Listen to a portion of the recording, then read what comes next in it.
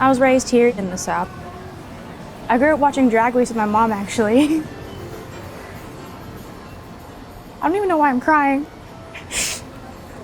I always knew it was okay, my whole family does. Because my great aunt was gay and my dad is an immigrant. I talked with my mom and my dad, like, hey, I don't know if I want to stay. I feel like we stay because, like, we have to. There's like something in us telling to stay and not go. Why go somewhere if you're gonna be accepted? Just stay here and be like, I'm still here. If you hide from it, it's not gonna erase it. It's gonna be here forever.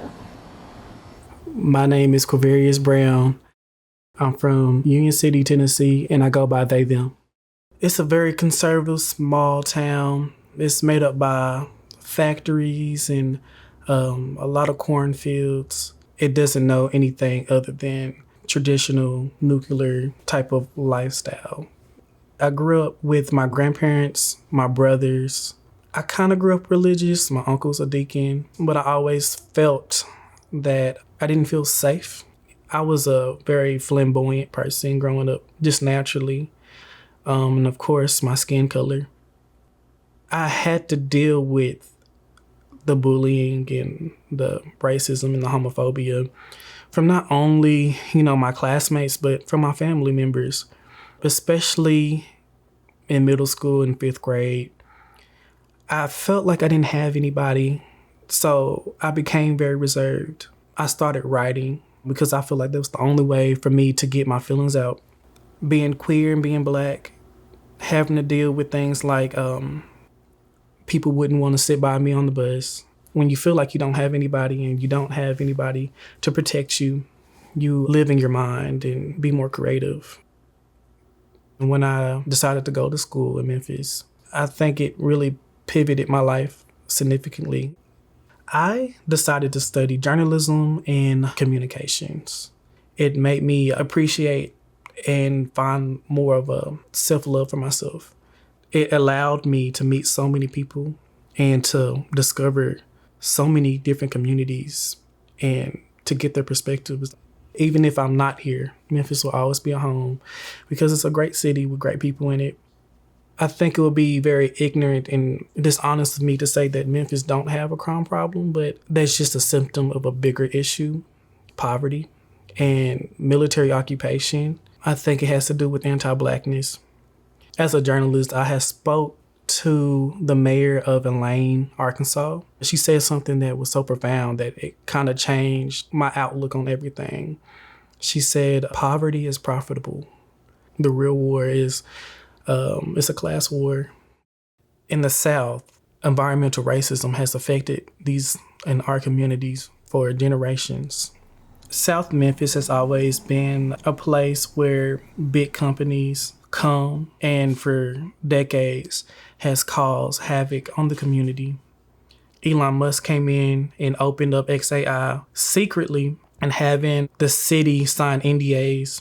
All of that gas and chemicals that is in the air has immediately affected the community. It's a cesspool of cancer and asthma. Even if you go to that area, it smells horrible. You will get a headache. It's really heavy to think about because Black communities and brown communities has constantly been affected.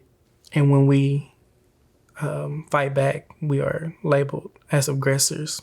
I don't think anybody wants to spend their life continuously fighting. You pretty much don't have any choice. You either do something now and relieve the symptoms of the climate crisis or fascism, or you suffer tremendously.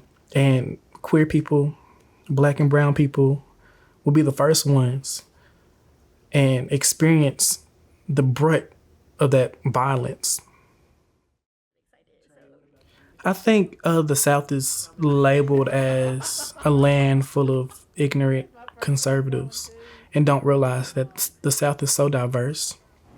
It's a place where I can see myself, even if I have to look a little harder. I think if I move anywhere else, I won't be able to find that. And I like to know the biggies, but I feel, and from my experience going other places, they're very nice, nasty. And the microaggressions and they would like to have the aesthetic of being progressive and liberal, but their actions never shows. So at least I know who I'm dealing with in the South versus elsewhere. I learned that silence, unfortunately, can be survival, and so is telling stories. And maybe that's what keeps me from fleeing, what keeps me writing. For the South is not all tragedy and specter. It is also full of music and creativity. It lives in the sweet, soulful voice of Johnny Taylor, blaring from backyard speakers, in the smoky aroma of barbecue curling through the streets, and in the laughter of elders smack-talking over spades, slapping cards like punctuation marks on stories only they can tell. Here, joy has always been an act of resistance, and choosing to stay, choosing to see the South in all its glory and harm is my way of reclaiming space. Like a queer activist once told me, if our oppressors can have fun, why can't we?